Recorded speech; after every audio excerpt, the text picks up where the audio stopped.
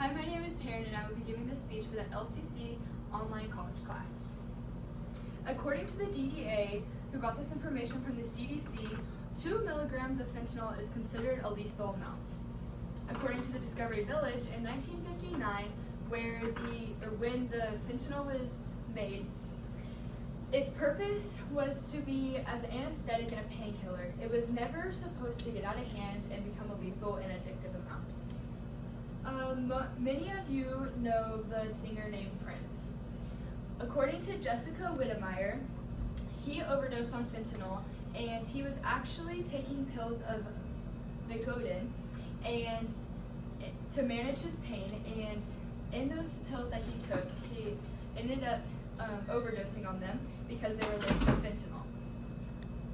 As someone who is known as the mom of the group, I wanted to give you this presentation to make you more aware of the deadly amounts of fentanyl, so that if you guys were offered a pill, you would be more weary about taking it because you don't know what's in it. Fentanyl is a very, very, very dangerous drug that lots of people will overdose on, and you guys should be more educated about it. My first point that I'm going to be talking about today is, what is fentanyl? Before I can explain to you what fentanyl is, we have to know how it is made. The chemical name for fentanyl is N-phenyl N-propionamide. Then it gets condensed with N-benzyl 4-piperidone. After this is done, it gets reduced with LAH. LAH is just an anti-allergy medicine. And then to finish it up, it gets a Finkelstein reaction. This reaction is basically just an exchange of halogens. Fentanyl is considered an opioid because it is synthesized from the opium poppy. All of this information that I just said, the process and all of it, was from the Recovery Village. Now let's talk about what the drug is used for. The drug is mainly used for managing pain, but it's only in very, very, very severe cases. According to Recovery Village, mostly why it is prescribed is because of very, very severe diseases like cancer and end-of-life scenarios. My next point today is, how is it going to be distributed? So you can get fentanyl by accessing it from a doctor. When you get prescribed it, you go to a doctor's office. They assess your situation, basically determine if you really need fentanyl or if they can give you another drug. Well, once they determine that you do need fentanyl, they will write a doctor's note and send it to the pharmacy. And then once that note gets to the pharmacy, you can then get fentanyl and you can use it for your medical purposes. There are 3 ways to take fentanyl, and one of them is a shot that you inject in you, and then a patch that goes on your skin and it basically gives you that fentanyl medicine, or a lozenge. A lozenge is basically something that you suck on like a cough drop, and it seeps into your bloodstream and gives you that fentanyl painkiller type of thing. So this information was found by the NIDA. So now let's talk about how it is being illegally distributed. Since fentanyl is a man-made drug, it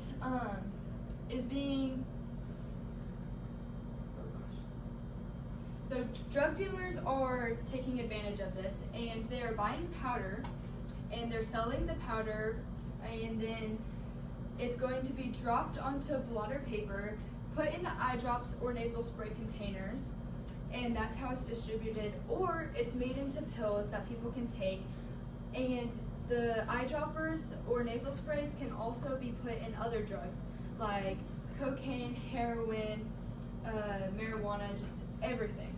So that process was found by the NIDA. So